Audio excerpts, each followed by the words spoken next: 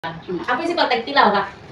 May Ate King. Ma'am, Uy, sabi na, dahil sa kanang dili naman na isa ito mo feeding coordinator, no? Which niya karon pinahanglan na dyan nga ma-implement na dyan na ito, ha? Na 35% sa ato ang canteen.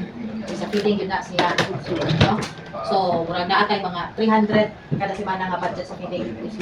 Ikadahin na ito kung kada with siya. Ikaw na yung bahala magpasar kung sa ilang kaunon, no?